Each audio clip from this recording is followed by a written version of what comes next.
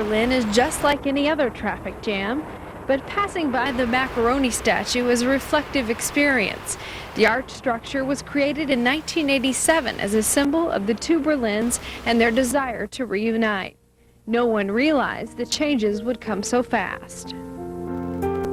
Communism had separated the East from the West for almost half a century.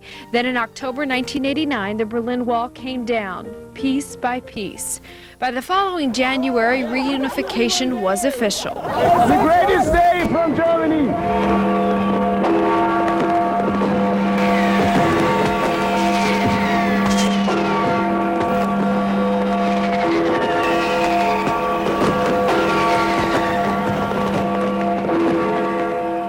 But raising the flag in a unified Germany was the easy part. Mayor Diepken of Berlin says building bridges of social unity is the new challenge. The biggest problem that's a different mentality of people between former East and former West. People have different experiences in the last 40 years, 50 years. And now we have only 6 years since unification, and that's a very short time.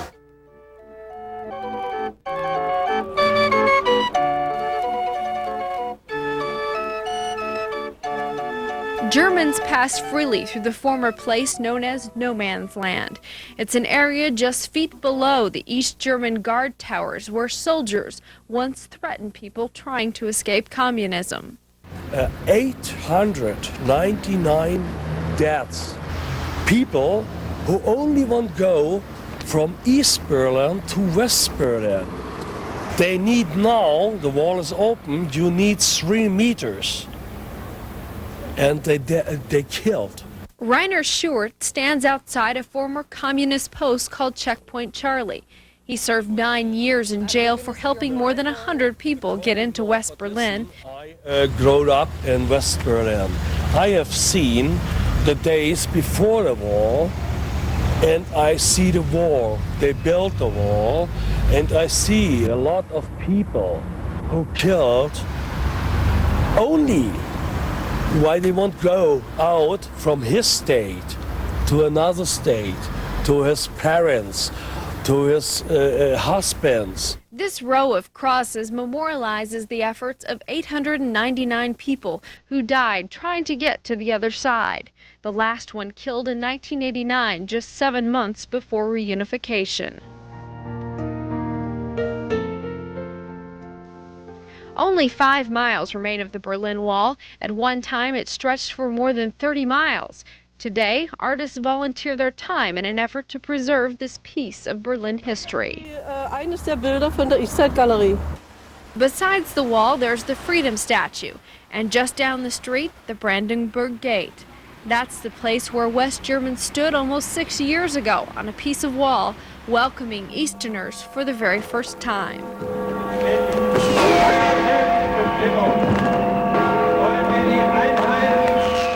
Free passage through the Brandenburg Gate is a visual reminder of what Berlin has overcome. But more than 6 years after reunification, experts still say the city has some bridges to build. It will take a long time until West and East will grow together. There are differences. That's clear. 40 years in a different kind of social society and different culture and politics and so on. Of course, this produces different societies. And maybe the young ones, they will grow together very quickly. Dr. Gabriele Komphasen is the director of the former Stasi jail in Berlin. She believes part of relieving the tensions can be found by uncovering details of what happened in places like this Gestapo prison where secret police questioned East and West Germans. What we have is such documents on former prisoners, but it's very difficult to get to find those special files, because the so-called Gaukbehörde, where all the Stasi files are now, they are starting up their work in to get an order in all those files. She hopes uncovering parts of the former system will open people's eyes to what Germany has overcome, but others aren't so optimistic. And I'm not so free, but a free writer. Publicist Wolfgang Hertzberg says the new political system will never be right for him. My feeling is more negative. I can lose my flat, I can lose my work, and I have not more a good world picture. But this publicist is in the minority, and politicians like Mayor Diepken say one way Germany is trying to ease tensions is the decision for a new government seat. Currently, the capital is in Bonn, but plans are already underway to take the offices to Berlin. Some citizens look at the construction as a positive step for German relations in the rest of Europe. I think it is good that the capital comes to Berlin, because Berlin is situated in the middle of Europe, of West Europe, and the borders are open to the east as well as to the west. Many younger people in Berlin don't agree. I think it's a waste of money, because I think Bonn was good enough for Germany, and now moving everything to Berlin, it's not that good. They could spend the money on something else. Yeah, I think it's not good because we spend so much money on this, and in Bonn we have all the things we need for our government, and now we build this in Berlin new, and it looks good, and the other countries see, okay, Berlin was the German capital, and it's now again, and it's not better. But by the year 1998, this area, known as Potsdamer Platz, will be the home of a renovated parliament building, the new U.S. Embassy, and a variety of Western development.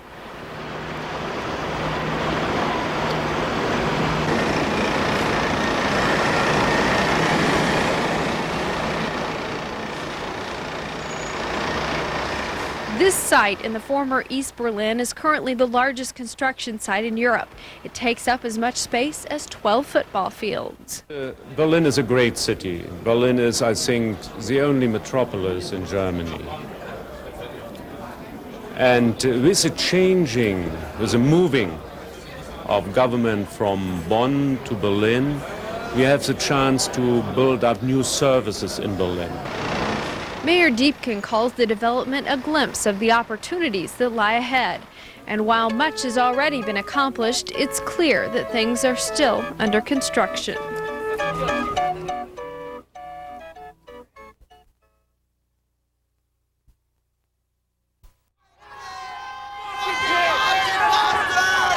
It's Generation X acting out in a Portland demonstration. They yell profanities at police and attempt to burn an American flag. With pictures like these, the idea of civil courage is not the first thing that comes to mind. Their youth are often accused of a lack of tolerance. Terry Reynolds acknowledges the lack of youth leadership in human rights issues, and she's trying to change that. Recently, she invited a Gresham High School student to cover the White Rose exhibit for the school paper. Hot off the press comes the latest issue of the Gresham High paper. Inside it, an article by Kim Jones. I've kind of always been interested in the Holocaust and how something so big could happen with as little resistance that did happen occurred. So it interests me, and I thought it would be a good thing to cover. Jones writes about a 65-panel exhibit on display at Pacific University. In her article, she reveals the history of a student resistance movement. And just to think that a group of youth that were all young and prosperous could actually have moral and ethical values that great that they'd put their lives at stake to try to stand up for what they believed in. It helps to bring more of a student focus, and I hope that with her that we will be able to garner more participation from students, because as in the White Rose student group, it's important that students pick up the ball and go with this also. Jones started off her article with the history of the White Rose movement. The year was 1942, and the National Socialist Party was in control of Germany. Between the summers of 1942 and 1943, 6 anti-Nazi leaflets were distributed by the White Rose movement. The intent was to undermine Hitler and to awaken a feeling of doubt and shame. And my aunts told me, we hope this guy is going to hell as soon as possible. When Franz Mueller was about the same age as Kim Jones, he witnessed firsthand the racial and religious persecution of fellow Germans. As a student at Munich University, he joined in distributing leaflets. Today, as one of the few survivors, he is president of the International White Rose Foundation. If you get such a leaflet, which was a leaflet of high treason, and will be punished by death, it could come in your mailbox also from the Gestapo as a provocation, because they could come 5 days later and say, why didn't you bring this leaflet to us? Mueller did spend 2 years in Nazi political prison before being liberated by American troops. But 6 of his friends, all in their early 20s, were executed because of their involvement in resistance. A new book entitled Hitler's Willing Executioners by American author Daniel Goldenhagen denies that Germans of any age resisted the killing of Jews. The book talks about a collective responsibility of all German people for the mass murders, but Mueller points out that the killings by the Nazis were the very thing he and his young friends spoke out against. In the leaflet number 2, we are one of the first in the world which announced the Holocaust and told the Germans, everybody here as a German will be guilty if he stands not up now and immediately against the Nazis. The teenagers also wrote in leaflet number 2, up until the outbreak of the war, the larger part of the German people was blinded, and the Nazis did not show themselves in their true aspect. With the time, you cannot see it. With the time, you think, what can we do against it? With the time, we have to do it. It is a growing burden on your soul and in your mind to see that daily. But while passing out the 6th and final leaflet, police arrested Sophie and Hans Scholl. About 30 other arrests followed. At the German Resistance Memorial in Berlin, the story of the White Rose students takes up an entire room. It is displayed along with 2,500 other documents and 5,000 photos of people who stepped up in opposition to Hitler. This memorial site in Berlin pays tribute to one of the most famous resistance movements in history. On the 20th of July, 1944, 5 generals were shot and killed in this courtyard just hours after trying to assassinate Hitler. The efforts of the German generals failed, and the White Rose students could not have expected to overthrow Hitler. But Dr. Tekul, the director of the museum in Berlin, says their efforts were not in vain. The White Rose movement, the German resistance in total, was no political successful movement.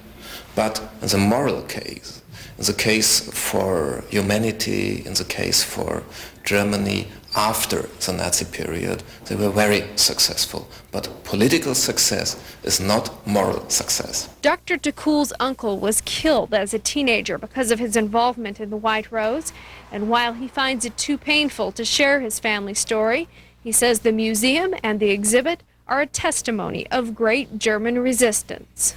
We show that these people act against the Nazis because they know about the Nazi mass crimes in Poland and in the Soviet Union. They try to think about a better Germany, a Germany in the future. Thinking simple people which have a certain background of moral can have a big impact, especially for the time after. Our friends had not to die, and many, many millions had not to die. If we would have in Germany have the moral of the first moment where it went wrong. He was lucky in a sense that he didn't get his head cut off, because some of them did. Jack Boas talks frankly about the danger of resistance. He directs the Oregon Holocaust Resource Center and has a very personal appreciation for the White Rose effort. Boas was born in Holland in 1943 inside a Jewish transit camp. Suffering from anti-Semitic activities, he and his family were held at the same place as Anne Frank before she and her group were taken to Auschwitz. All the ideas that these White Rose students stood for, which were anti-racist, anti-authoritarian, freedom, are things that are ideas that are always with us and are always worth fighting for, and I think what it shows that even under the most brutal dictatorship, you have people who may be animated by something that is larger than themselves, ideas for which they're willing to pay the highest price, that is their own deaths. Terry Reynolds reflects on the White Rose movement as a lesson for young people here in East County. She says there are plenty of opportunities, pointing to a recent example of the racially motivated cross-burning in Gresham. I think that the cross-burning brings to light what people who are from other ethnic backgrounds feel.